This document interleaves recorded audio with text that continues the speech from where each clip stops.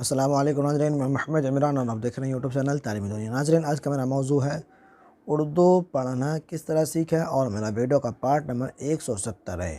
اور آج میں آپ کو چیپٹر پڑھانے والا ہوں ایک ہاتھی اور گیدڑ کے اوپر، اردو زبان کی دوسری کتاب ہے۔ تو چلیے شروع کرتے ہیں۔ بسم اللہ الرحمن الرحیم۔ میری آواز جو ہے تھوڑا بیٹھی ہوئی ہے، اس وجہ سے میں دھیمے پڑھوں گا کیونکہ کھانسی آنے لگتا ہے، میری طبیعت صحیح نہیں ہے۔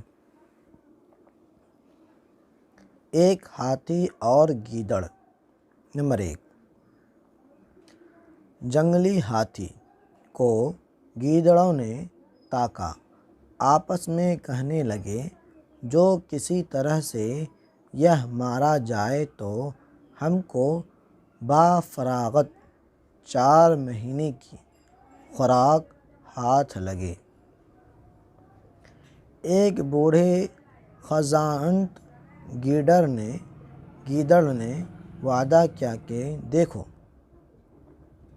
میں کسی نہ کسی حیلے سے اس کو ٹھکانے لگاتا ہوں۔ اوپر کرتے ہیں۔ نمبر 2، ایک روز مکار گیدڑ ہاتھی کے پاس گیا اور بہت ادب سے سلام کر کے بولا، جناب عالی، آپ اجازت دیں تو میں کچھ عرض کرنا چاہتا ہوں۔ ہاتھی نے پوچھا، تم کون ہو، کہاں سے آئے ہو؟ نمبر 3، جواب دیا کہ حضور، میں ایک غریب گیدڑ ہوں۔ اس جنگل کے تمام جانوروں سے متفق ہو کر مجھ کو سفیر بنایا اور آپ کی خدمت میں بھیجا تاکہ آپ کے سامنے سب کی خواہش ظاہر کروں۔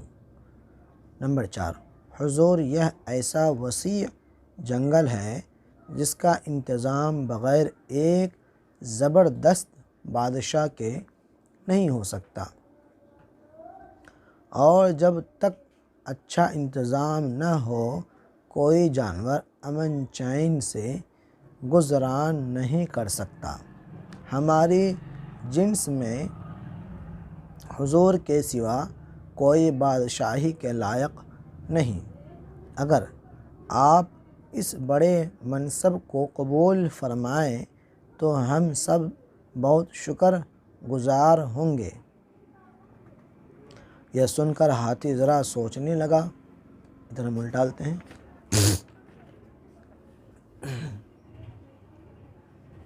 نمبر 5، گیدڑ نے پھر کہا کہ حضور، اس وقت سب قسم کے جانور اس صلاح میں شریک ہیں، کسی کو کچھ گزر یا انکار نہیں ہے۔ شاید دیر لگنے میں کسی کی رائے بدلے اور سب آپس میں پھوٹ پڑے۔ بہتر یہ ہے کہ جلد تشریف لے چلیے اور اپنی بادشاہی کا اشتہار دیجیے۔ نمبر 6، ہاتھی کو دولت اور حکومت کی طمع نے ایسا لبھایا کہ فوراً گیدڑ کے ساتھ ہو لیا۔ چلتے چلتے ایک تنگ راستے سے گزرے جو ایک گہرے غار کے کنارے دور تک چلا گیا تھا۔ وہاں پہنچ کر گیدڑ نے اپنی چال تیز کی، ہاتھی بھی اس کے پیچھے لپکا۔ ناگاہ اس کا پاؤں پھسل گیا اور دھم سے گرے غار کے اندر اوندھے منہ جا گرا، اوندھے منہ منہ کے بل جا گرا۔ نمبر 7، جب یہ مصیبت پیش آئی تو بیچارہ ہاتھی چھنگاڑا اور بہت عاجزی سے گیدڑ کو پکارا، اے پیارے رفیق، کوئی ایسی تدبیر کر جو میری جان بچے۔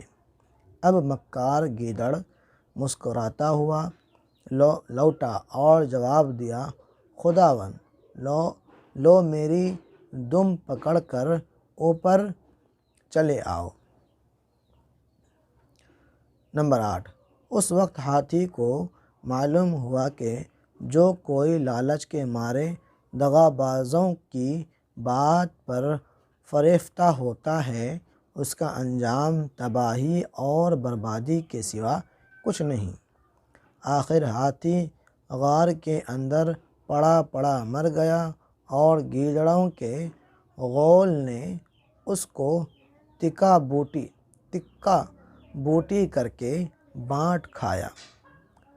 تو آج کے لیے میرا سبق اتنا ہی رہے گا۔ امید کرتا ہوں کہ ویڈیو پسند آئی ہوگی۔ پسند آنے پر ویڈیو کو لائک شیئر ضرور کریں۔ میری آواز جو ہے دھیمے دھیمے پڑھتے پڑھتے بیٹھتی چلی جا رہی ہے، آواز صحیح نہیں ہے میری۔